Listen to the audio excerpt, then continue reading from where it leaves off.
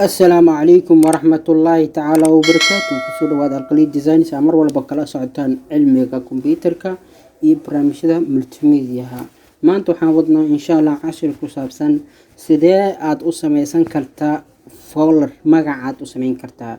كدبنا فولر كاسي سيدي واحد وشو كرتا دوكومنتسك أما فايلش أما فيديوسك سيدي عاد وشو كرتا مدة سيدي حاد نحيت هاي سيدي عاد وحري كرتا باسورد دوكومنتيجادا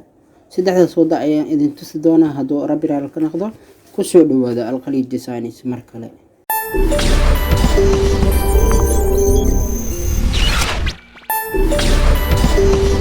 Okay, markuu horeyso waa computer kaada meel banaan ayaa tagaysaa desktop-ka kadibna right click ayaad leedahay new ayaad leedahay new marka dhahdid qaybtan geeska wuxuu kugu soo bandhigaa folder abuur ama waxyaabahaasi folder click ku si folderkaada magac u sameeyso magac adiga ee rabtid ayaad ku qornaysaa something waxyaabahaas amal ku qoro kidi hada folder waa sameysatay maxarna folder waa kana naga xir folder waa kana waxaan rabnaa document ama waxyaabahaas inaan gelino si adoodid qofka haduu imaado meesha folderka loogu sheego. Okay, tusaale ahaan waxaan qaadeynaa sawirkaani waxaan kaloo qaadeynaa fiidiyogaani waxaan kaloo qaadeynaa sawirkaani saddexdan waxaan rabaa inaan inta aan ku shubno laba qaab waad ku sameyn kartaa right click copy ina dhahdid wada way ama keyboardka adigoo isticmaalaysid waxaa leedahay copy control C ayaad leedahay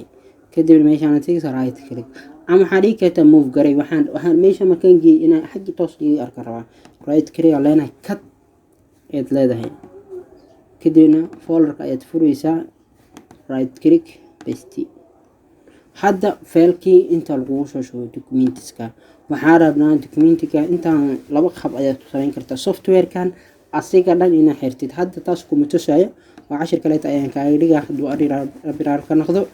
laakiin waxaan rabnaa folderka ina password u sameeyno qofku markuu uu soo galo password marka click idinku hadda tusaalaan computerkaada password la waan ka dhigi kartaa passwordna ku xidhi kartaa waxaana hadda password la waa password sida uu dhigi kartaa markuu hore folderka ina ka dhigtay zip ama rar ayaan ka dhigeynaa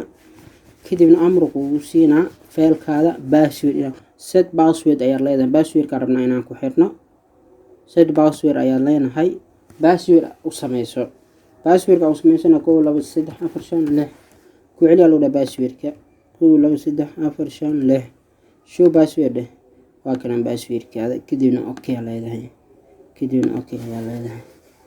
hada documentigaada password ahaan lagu tusaalaan qofku soo tilmaamaysa password ku xiran passwordka u tilmaamaysa intaas waay.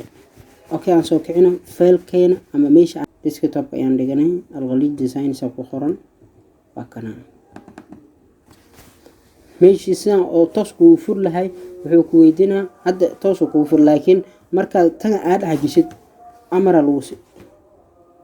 halulay si hadaa rabtid inaad aragtid markuu horeyso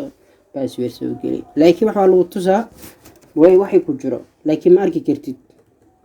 ma daawo kartid